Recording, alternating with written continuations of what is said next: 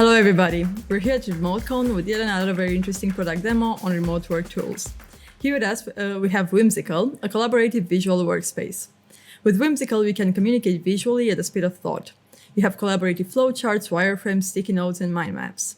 It's best for software companies, especially design, product and engineering departments, as well as digital agencies, most useful for creating UX deliverables and for leading collaborative exercises. It was founded in 2017 in US, Denver, Colorado, by Steve Schoffel and Kaspars Danchis.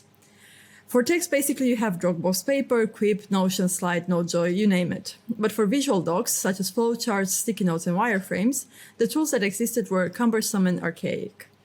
That is why they built Whimsical, a collaborative visual workspace for teams with a focus on user experience and speed. And most importantly, making sure that the content looks beautiful and without any extra effort from the user. They first launched Whimsical flowcharts and afterwards Whimsical wireframes. For our demo here today, we have Steve Schoffel, co-founder at Whimsical. Hello, Steve. Nice to have you here. Hey, thanks for having me. Thanks again. So as Alexandra mentioned, Whimsical is the visual workspace. We have 4 different products that all can exist within the same board, and those are flowcharts, wireframes, sticky notes, and mind maps. So we are inside of the app itself right now, and I can walk you around. So to do that, let's go into this example board, which is this Yelp app. And here you can see all the different activities that can be done in Whimsical. And so one of the first things to understand is Whimsical works kind of like perhaps like a Figma or a Notion works, in that there's multiplayer, real-time collaboration. This is an infinite canvas, which can be zoomed all the way out, kind of like Figma, or all the way in as you're doing your work. And so there are all 4 modes represented on this board. So right here in this main toolbar on the left, you can switch between these. And so you have flowcharts, wireframes, sticky notes, and mind maps. And what happens when you click on these is some of the options change in the toolbar and also some of the keyboard shortcuts. And so each of these has been streamlined for the particular activity that you're doing. And another important part of Whimsical is our contextual toolbars. So if you are selecting an object like this frame in wireframes, the controls are specific to that object. So you can rename it, you can toggle the status bar or the keyboard, you can change the orientation of it, and that follows with any type of object. So an image has options for cropping and replacing. And the important part of this is that it just makes the app feel really clean and simple. There's only a couple options in the toolbar, and everything else you need is keyed specifically to the object that you're working on. So where other tools have toolbars all across the sides and of the screen, you're really going to get this streamlined and fast feel to Whimsical. And a lot of that is because of the contextual toolbars. So with that, I can jump into looking at a couple of these use cases, and the first of which is flowcharts. So we're already in flowchart mode, and what you get with flowcharts is basically shapes, connectors, and a variety of other objects that can be used. And so we can click on this first one up here, and you'll see that you can change the shape that you're using. We've intentionally kept the number of shapes to a minimum amount so that it's not overwhelming. You can just communicate clearly and with the ones that are available. So you can change these. We also have different styles, and you can use these quick add buttons to create more connected objects in the flowchart. So I've done that here, and these are by default kind of attached with these connectors, which will follow the object around the board.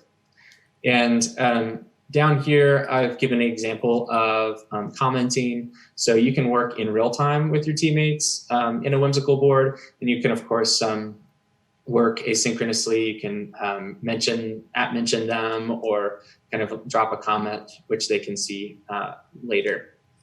So that is flowcharts, and we'll take a look now at wireframes. So we'll switch into wireframing mode so you can take a peek at that toolbar.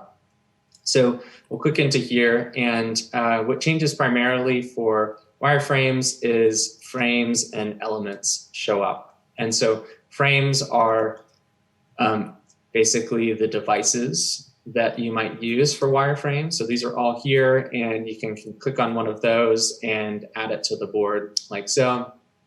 But the kind of real workhorse behind wireframes is these elements that we have pre-built and that are here and searchable.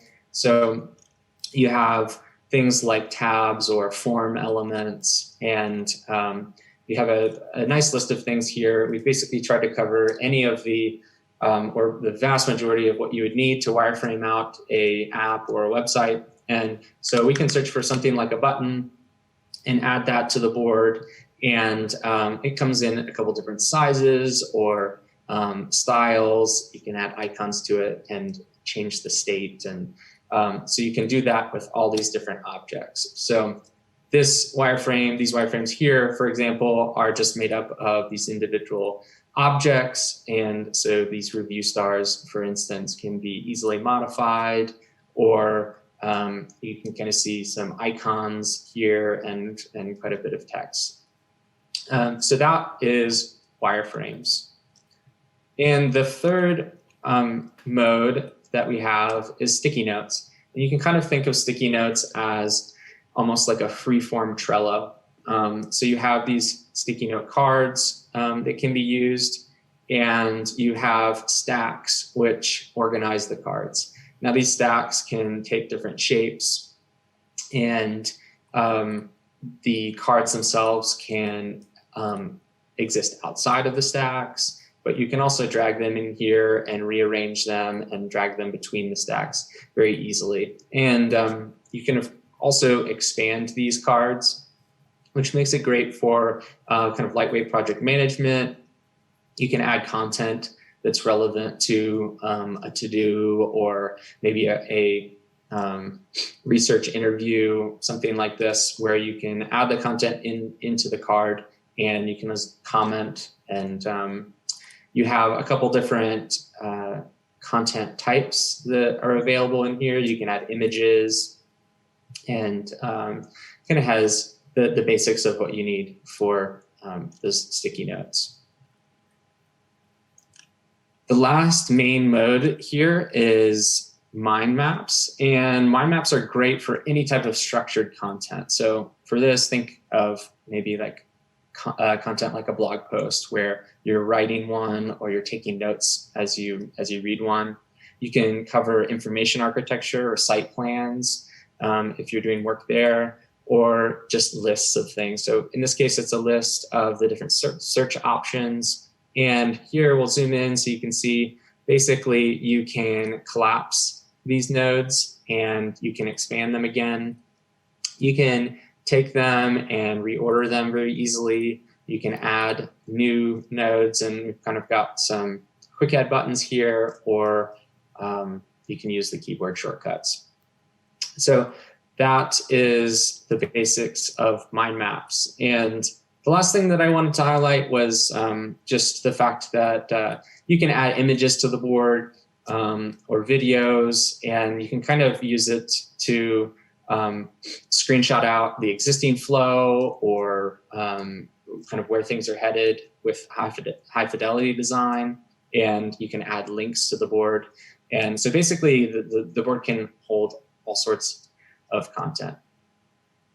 So that pretty much covers the main modes that can be used in the board. And you can see that you can organize these inside of folders really easily. You have a private section in Whimsical that just you can see, and then you have a shared section which all your teammates can see. And again, you can have just a handful of folks, but you can also have 1,000 or more if you are part of a larger organization. And I'm going to pull up this examples board real quick because we have pulled together some more intricate examples of what you can do in Whimsical. So the first one is this section on flowcharts. So you can see here that you can kind of get a little bit more free form. You don't have to do a traditional flowchart that has, connected boxes. So that's an example here where, you kind of using the whole space and creating something that's a little more free form.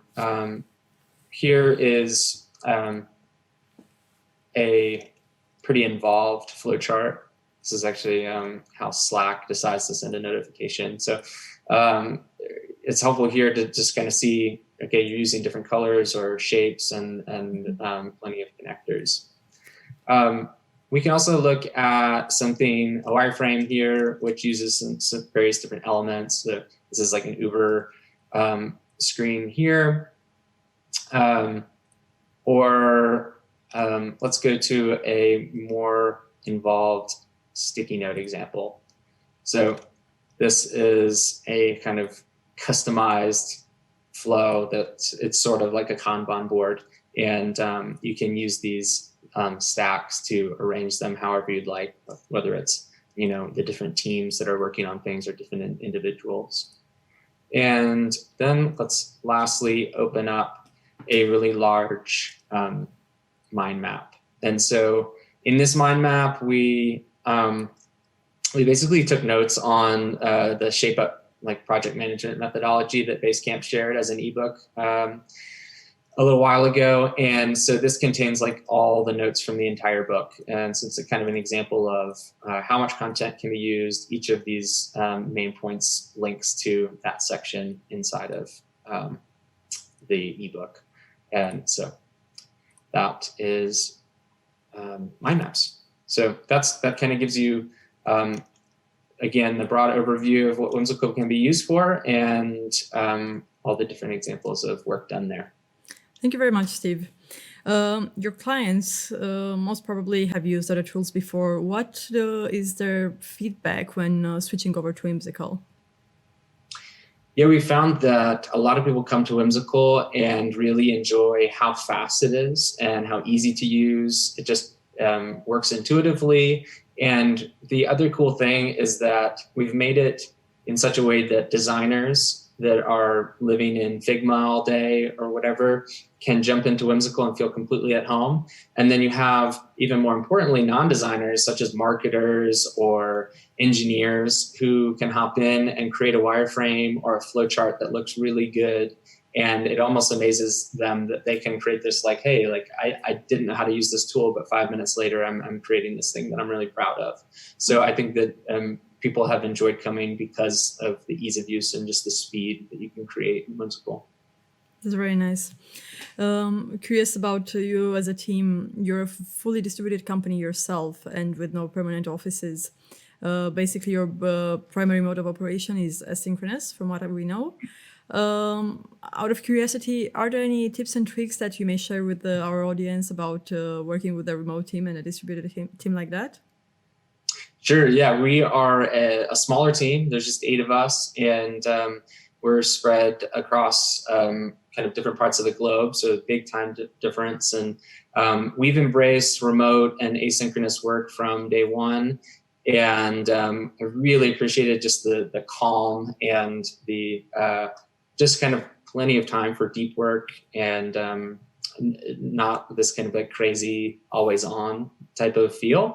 I think we've used our tool a lot, and part of why we built Whimsical is so that we ourselves could use it. And so when we find that, man, I wish we could do this, we build it into our own tool, and so that we can do that. So that's kind of part of the story behind Whimsical. But I think just kind of embracing the asynchronous mode of work and allowing people to have the time to think and comment like thoughtfully about the work that we're doing has led to just kind of a really healthy work dynamic and work that we're really proud of and that we feel good about when we're putting it out in the world.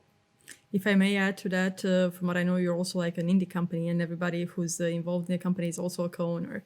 Probably that also keeps everybody involved and kind of motivated with what they're doing. Yes, no doubt. Yeah. We felt that from the beginning that we wanted everyone to feel like that they were a partner and that they were investing their time. And so we've given out generous equity, and we've also haven't up until this point raised any money. So we're just profitable and independent, and we love the freedom and flexibility that gives us to kind of follow our convictions or our values and kind of operate the company that way. And create good products. Thank you very much, Steve, for being with us. So there you go. Better collaboration actually means a lot of less wasted time. And if there's a tool that can help us save time and give us clarity, it's definitely worth trying out. And like with everything else in business, when you choose your tools, you do it also by their features, but also by the values that they have behind. Try out Whimsical and find out more details about it on RemoteCon website. Join us for the conference for more remote work tools. Thank you.